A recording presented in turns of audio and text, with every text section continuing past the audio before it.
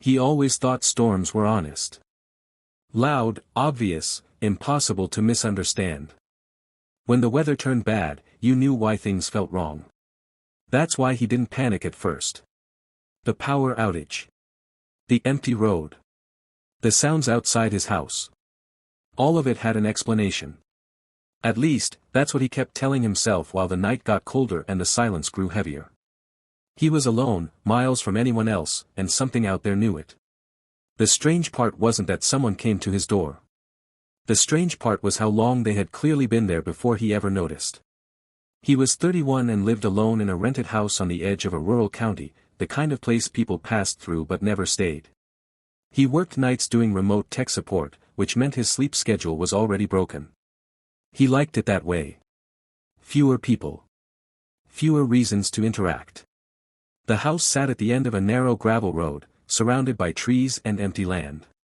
Neighbors existed, technically, but none close enough to see lights in their windows. When the weather forecast warned of freezing rain followed by heavy snow, he prepared the way he always did. Groceries for a week. Charged devices. Candles. Extra blankets. He had done this before. Nothing about it felt unusual. The storm arrived earlier than expected. By sunset, the road had disappeared under a layer of ice and slush. Wind pushed against the house in uneven bursts. Around 8 that night, the power flickered once, then went out completely. He sighed, lit a candle, and pulled on a hoodie. This was normal. Annoying, but normal. He checked his phone. No signal. That was less normal, but not impossible out here. He decided to sleep early and let the storm pass. It was the sound that woke him. Not loud. Not sharp. Just a dull impact, followed by something slow and uneven scraping across the ground. He lay still in bed, listening. The house settled. The wind howled again. He told himself it was a branch. Ice does strange things under pressure. After a minute, the sound stopped. He rolled over and tried to sleep. 15 minutes later, it happened again. This time, closer. A heavy thud, then dragging. Longer than before. He sat up, heart beating faster than it should have. He waited for the sound of breaking wood or shattered glass, but there was nothing. Just silence. He stood, pulled the curtain aside, and looked out his bedroom window. Snow moved sideways in the dark. His porch light was off. He saw nothing else. He was about to lie back down when he heard it. A short car horn blast. Weak. Almost apologetic. It came from somewhere down the road. He frowned and looked again, squinting through the storm. At the far edge of his driveway, headlights glowed faintly. A vehicle sat half-turned, buried in snow. He couldn't tell what kind it was. The light flickered once, then stayed steady. He watched for movement. He saw none.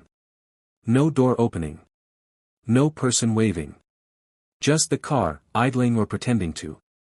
Another short horn blast sounded, then stopped. He checked the time. Just past 11. He considered calling for help, then remembered his phone had no service. He debated going outside, but the cold and the darkness convinced him to wait. Whoever it was would either come up to the house or figure it out themselves. A few minutes later, someone knocked on his front door. The knock was careful. 3 taps. Not desperate. Not aggressive. He stood frozen in the hallway, listening. The knock came again, louder this time. Then a voice. A man's voice, strained, but controlled. He said his car had slid off the road. He said he was cold. He asked if he could come inside and use a phone. The man did not sound panicked. He sounded patient.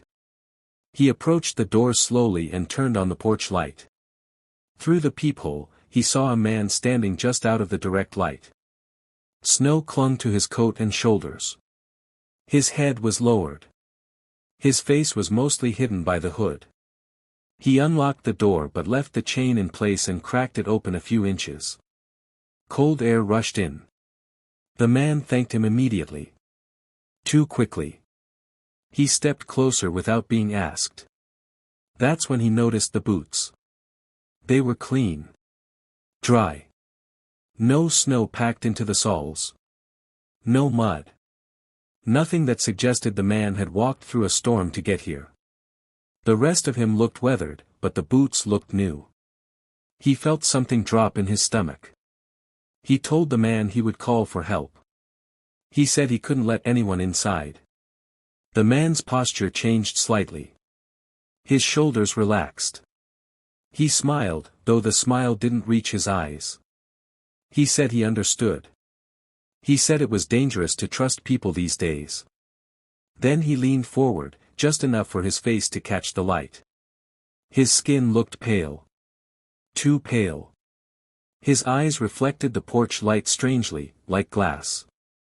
He closed the door and locked it. As soon as the lock clicked, he heard movement on the porch. Slow footsteps.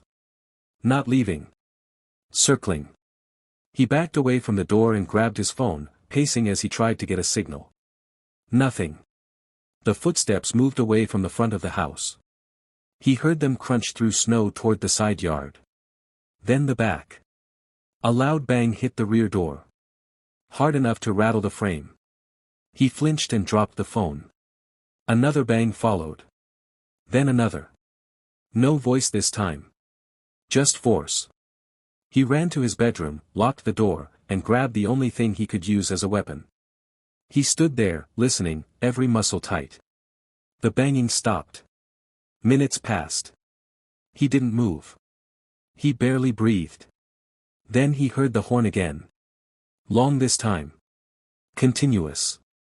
It echoed through the storm, unnatural and steady, like a signal. He pressed his back against the wall and slid down to the floor. He didn't know what it meant, but he knew it wasn't for him. Eventually, exhaustion took over. He must have slept, because light crept into the room and pulled him back to consciousness. The storm had passed. The world outside was quiet and white. He stayed where he was for a long time before finally standing. He moved through the house carefully, checking every door and window. Nothing was broken. Nothing was missing. Outside, the car still sat at the end of the driveway. Snow covered it almost completely now. He walked toward it slowly. The engine was cold. The doors were locked. There were no footprints between the car and his house. None at all. The snow was smooth and untouched. He noticed something else as he turned back. Footprints near his porch. Deep. Clear. They led away from the house and stopped halfway down the driveway. As if the person had simply vanished. He moved out of the house that day. Packed what he could and left before sunset. He never learned who the man was or where he came from. Sometimes, late at night, when storms roll in and the power flickers, he thinks about the boots. About the careful knock.